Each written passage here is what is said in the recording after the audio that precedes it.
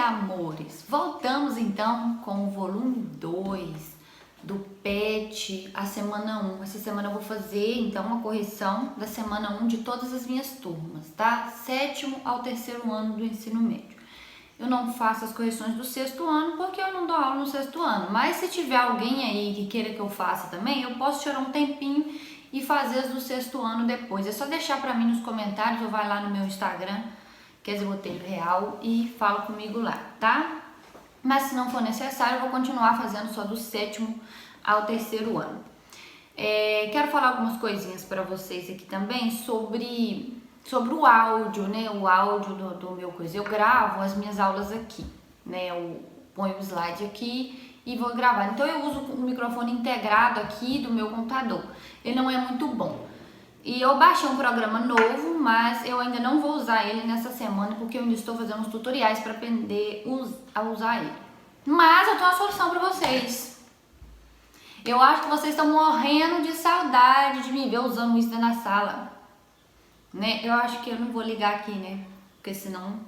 Mas se quiser, eu posso usar isso aqui também, tá? Será a melhor coisa da vida.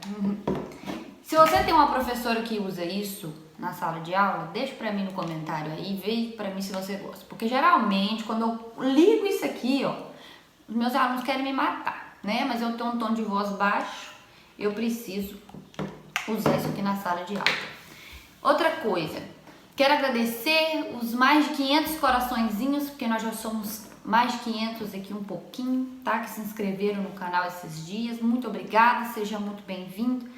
E quero agradecer também todas as mensagens carinhosas, né, de feedbacks legais que eu recebi aí, falando que eu ajudei. E a minha intenção é essa mesmo, nós estamos aqui para ajudar, para poder melhorar o aprendizado, para poder auxiliar nesse período meio conturbado, porque eu sei que em casa é mais difícil mesmo para vocês fazerem algumas coisas e tirar algumas dúvidas sozinhos, tá? E a última coisa que eu queria falar eu preciso, gente, chegar a 1000 inscritos nesse canal. Por quê? Estamos querendo fazer uma transmissão ao vivo da nossa festa junina. E algumas pessoas me falaram, porque eu não entendo disso ainda, não parei ainda para pesquisar, não parei ainda para olhar direitinho, que diz que eu tenho que ter 1000 inscritos para poder fazer uma transmissão ao vivo bacana. Então, por favor, gente, senta o dedo nesse botão de inscrever aí, me ajuda. Se eu consigo estar ajudando vocês, eu levo horas preparando esse material, o slide, tento fazer da forma mais esclarecedora possível para vocês né, fazerem as atividades aí bem bacana, corrigir as que vocês fizeram que estão com erro. Então, por favor, me ajuda também, inscreva-se nesse canal, se gostou do vídeo, se te ajudou, você curte ele também, e aí assim você vai estar me ajudando bastante. Desde já eu já quero agradecer, né? Então não sou de ficar pedindo para curtir, para compartilhar nem nada, mas agora é uma questão de que eu tô precisando mesmo, tá bom?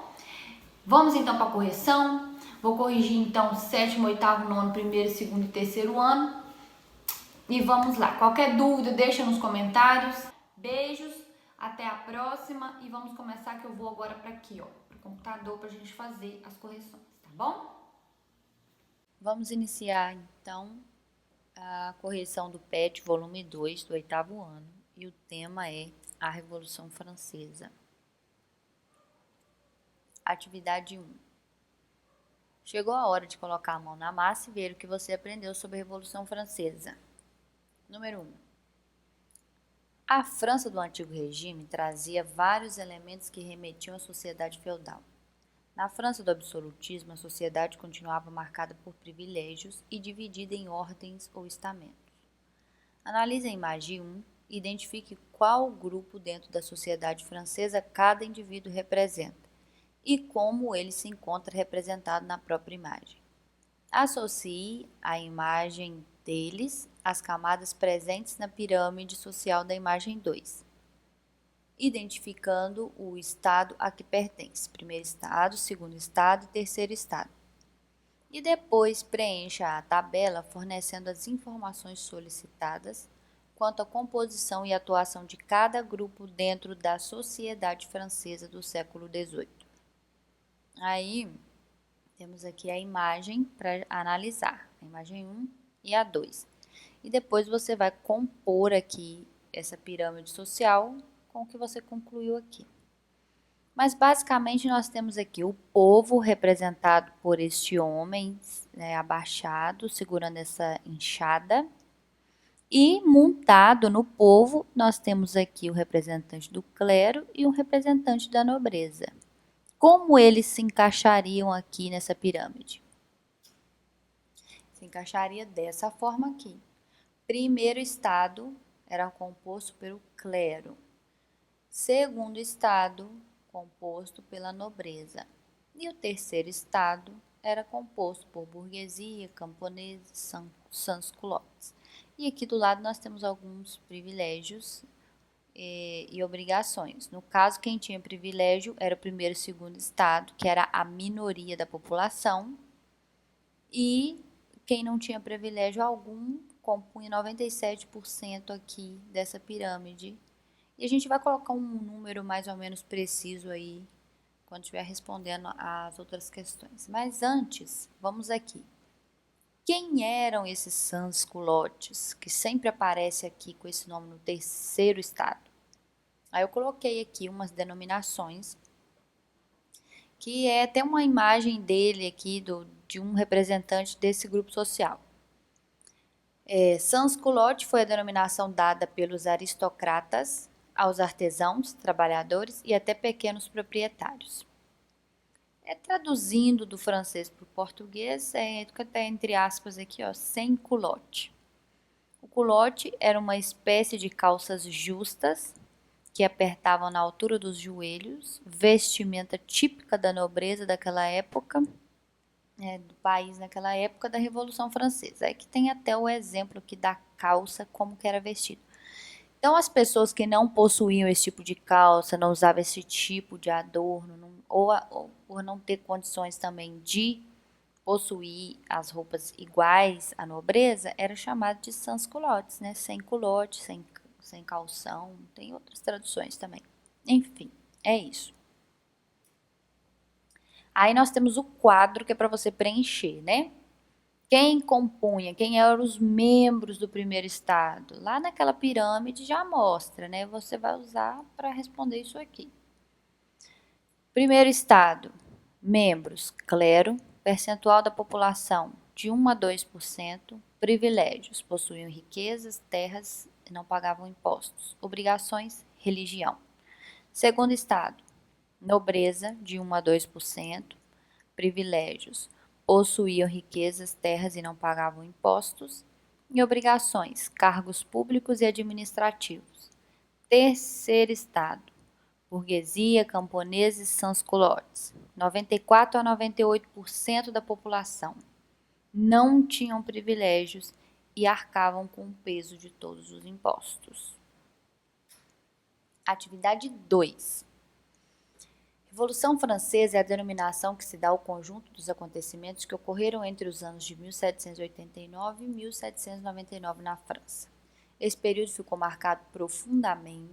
marcou profundamente a história do país, da Europa e de todo o mundo.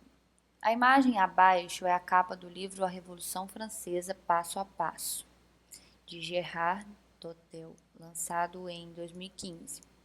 A partir do pensamento dos filósofos que acreditavam em uma vida mais livre e feliz. Este volume ilustrado explica o regime comandado pelos reis, o papel dos burgueses na Revolução, a resistência da nobreza em perder os privilégios e a passagem para a democracia. Analise a imagem e responda as questões. Aí vem aí a capa do livro para você analisar. E está lá a primeira pergunta. O que você observa na imagem?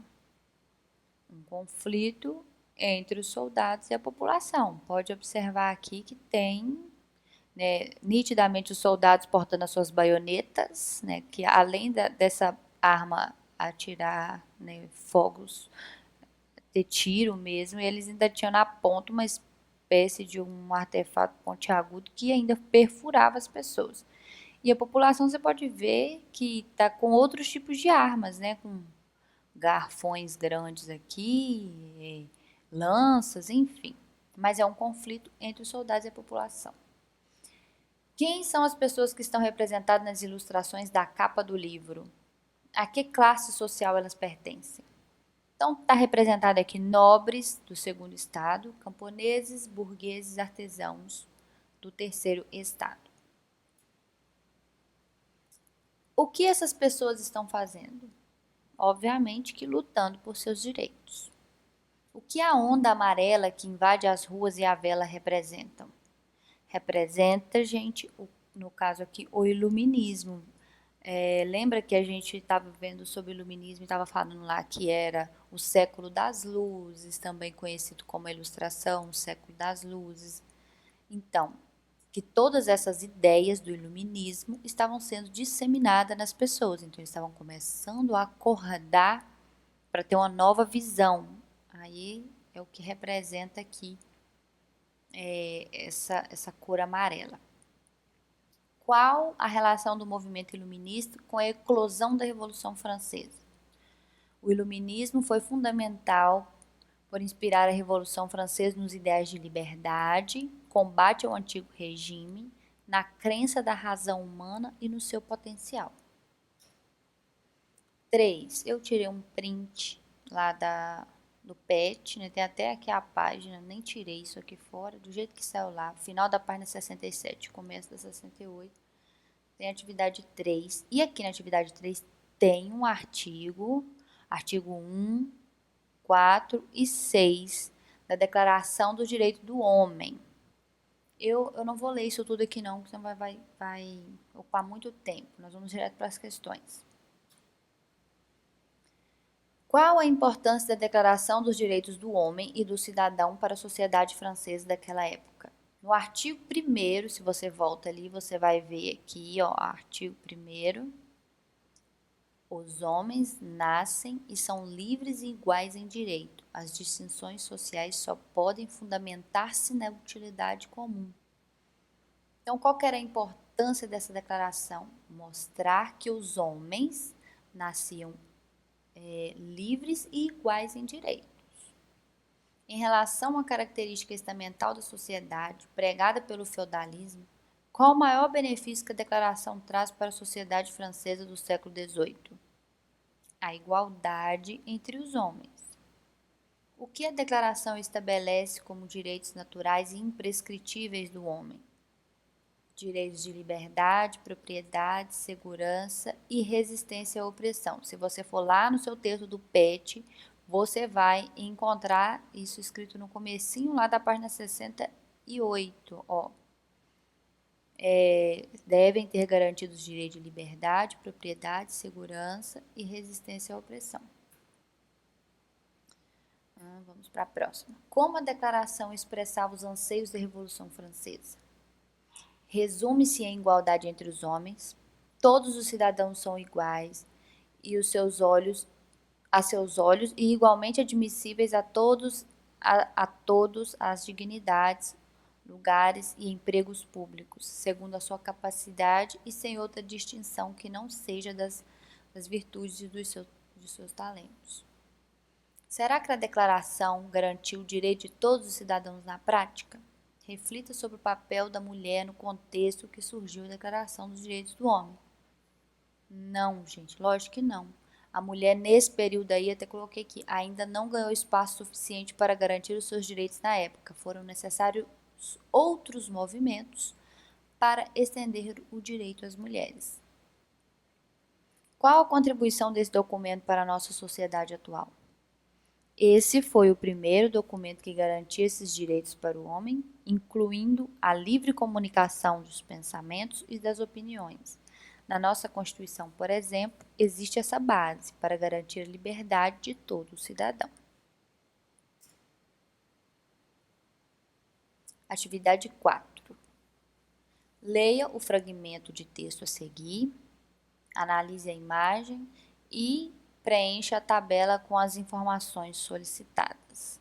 Jacobinos e girondinos. Para você entender um pouco mais sobre jacobinos e girondinos, teria que assistir mais vídeos, mais videoaulas, porque é um assunto bem complexo para explicar com um pequeno texto deste aí. Mas vamos dar uma lidinha nele para poder a atividade ficar mais clara para vocês. Em 1971, começou a vigorar a nova Constituição Francesa. A Assembleia Constituinte convocada para escrevê-la foi dissolvida ao concluir sua missão. Em seu lugar, passou a funcionar a Assembleia Legislativa Francesa, que foi palco das disputas que estavam sendo travadas na sociedade como um todo. O exercício da política passou a se fazer a partir da divisão dos poderes entre legislativo, que faz as leis, exercido pela Assembleia, executivo, que executa as leis, exercido pelo rei, o judiciário, que cuida do cumprimento das leis, exercido por juízes eleitos. Dentro da Assembleia, do lado direito, sentavam-se os chamados girondinos, que eram moderados e que queriam respeito à Constituição. Do lado esquerdo, os deputados radicais, que queriam a implantação da República limitando o poder real. Os da esquerda eram chamados de jacobinos, liderados por Robespierre, e cordeliers, liderados por Danton e Marat. Aí tem esquerda e direita. Devido a essa divisão política existente na França revolucionária no século XVIII, até nossos dias usamos a divisão esquerda e direita para nos referir aos partidos políticos. Atualmente no nosso país, no Brasil, está tendo muito essa separação de direita e esquerda e essas manifestações que ocorrem aí nas ruas, geralmente é um lado ou um outro para poder querer alguma mudança na sociedade, no governo e tal. Mas enfim, aqui está uma foto, né, do que seria a Assembleia daquele período, o local onde eles se sentavam e tudo. Aí tá lá, o quadro para você preencher. Quem eram girondinos, jacobinos e pântanos? Grupos sociais, posição política, o que defendia e em que lugar sentavam no parlamento. Então vamos lá. Girondinos, alta burguesia francesa, grupo político moderado. Eles queriam a instalação de uma monarquia constitucional, ou seja, eles queriam que o rei continuasse ali, mas que tivesse uma constituição que limitasse os poderes do rei. E sentavam do lado direito. Os jacobinos, pequenos comerciantes profissionais liberais, eram um grupo político radical. Eles queriam transformar a todo custo a França em uma república, é o que aconteceu, né? E sentavam aí do lado esquerdo. Pântanos, membros da burguesia, eram neutros, geralmente eram conservadores, mas eles também gostavam de ficar meio oscilando entre um grupo e outro, e eles sentavam no centro lá do parlamento, da Assembleia. Então é isso.